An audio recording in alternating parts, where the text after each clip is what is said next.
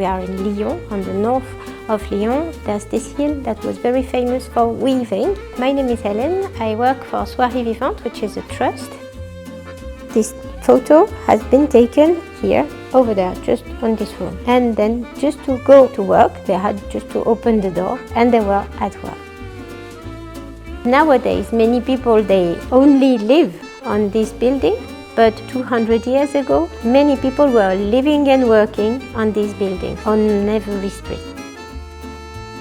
La soie en tant que matière, elle n'a jamais vraiment été très produite à Lyon. La soie est au départ produite donc en Chine. La Chine garde ce monopole du tissage de la soie pendant des millénaires.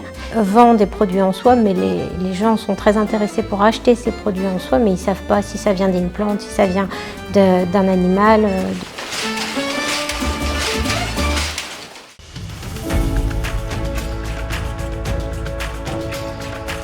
Espions qui se déguisent en moines, qui partent en Chine, qui volent des cocons de verre à soie, qu'ils mettent dans leurs cannes de marche qui sont creuses et ils reprennent la route de la soie jusqu'en Europe. Et il y a eu, il y a quelques années, une exposition justement sur les liens entre Lyon et la Chine au cours du 19e siècle, à savoir si on a certes des similitudes dans les techniques, mais après dans les motifs et dans les développements de ces motifs. Par contre, ça a beaucoup inspiré dessinateurs et qui ont ramené beaucoup d'images sur l'élevage du ver à soie. C'est vraiment très inspiré par l'élevage du ver à soie en Chine en fait. Voilà la création du fil de soie, la teinture. En fait, c'est très intéressant de voir le développement des techniques en parallèle. Par exemple, sur les métiers à tisser, avant l'invention de cette mécanique jacquard, en Europe, on utilisait un système qui permettait de lever les fils, où on positionnait quelqu'un sur le côté. Et en Chine, on utilisait un système où on positionnait quelqu'un, mais au-dessus du métier à tisser. Mais ça donne le même résultat, mais on ne travaille pas vraiment de la même façon.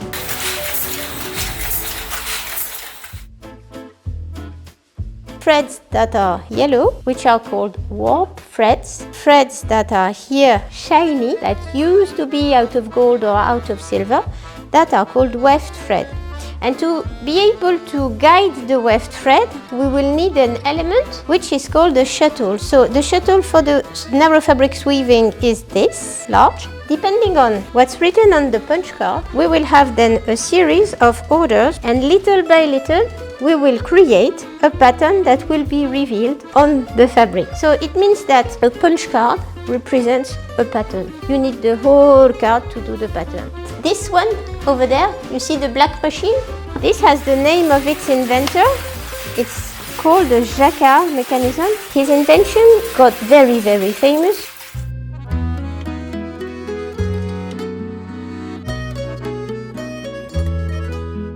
So in this workshop you are in the most representative setting that is known in Lyon. You had really thousands of workshops that were the same, from the floor to the ceiling, a big space.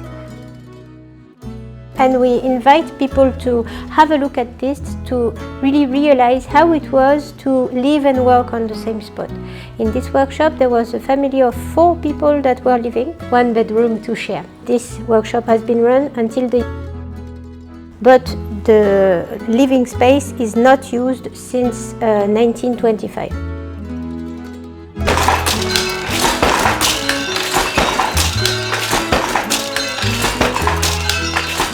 All the architecture of the Croix-Rousse area has been dedicated to this activity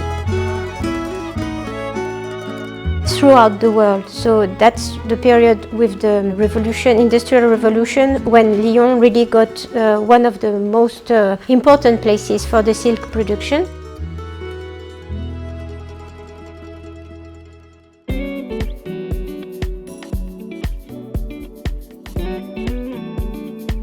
Je m'appelle Sarah Mselem, je suis dessinatrice textile diplômée de l'École des Beaux-Arts de Lyon. J'ai fondé Maison Sams en 2015 en parcourant la France entière pour présenter un savoir-faire, un héritage. Aujourd'hui, Maison Sams, c'est 150 points de vente en France et à l'international.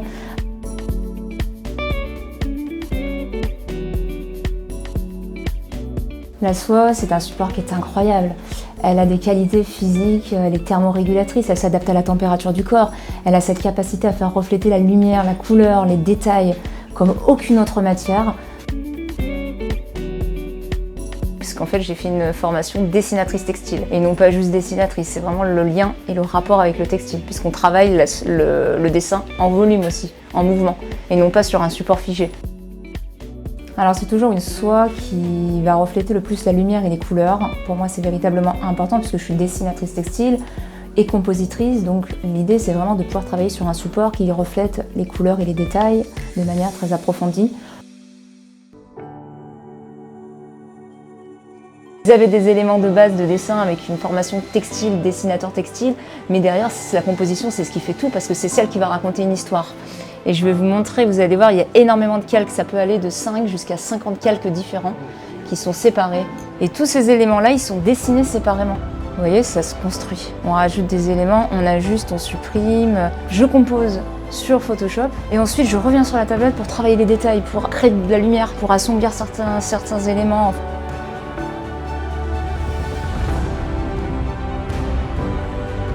Dans le monde du textile, vous voyez, quand on regarde le dessin, le détail, en fait, on a vraiment une qualité qui est vraiment très très proche du dessin d'origine. Ça peut être qu'une seule, mais les coloris sont quand même très proches de l'original.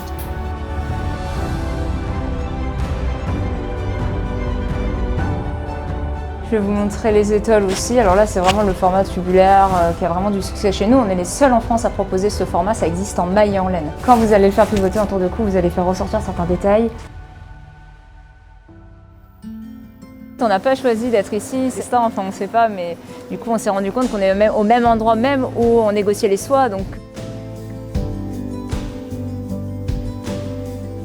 faire communiquer les soies pour ne pas les abîmer d'un point à un autre. Donc on traversait, on appelait les traboules, ces passages un peu secrets où on pouvait faire traverser tous les rouleaux de soie d'un point jusqu'à un autre à l'opposé.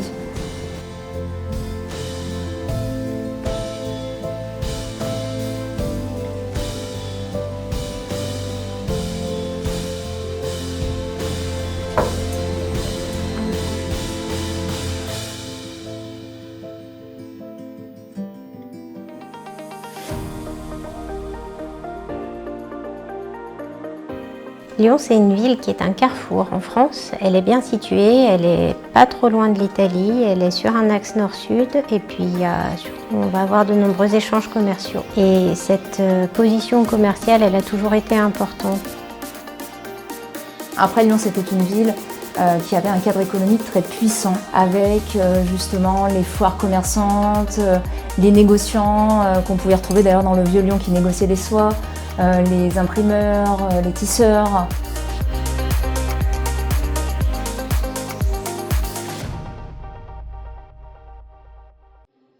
Elle s'inscrit dans une lignée, dans un héritage culturel en lien avec tout notre patrimoine local. Donc pour moi, c'est vraiment... Mais ce qu'il faut retenir, surtout, c'est que la soie à Lyon, elle n'était pas seulement tissée, elle était sublimée. Elle était magnifiée par les dessinateurs textiles qui créent des étoffes incroyables.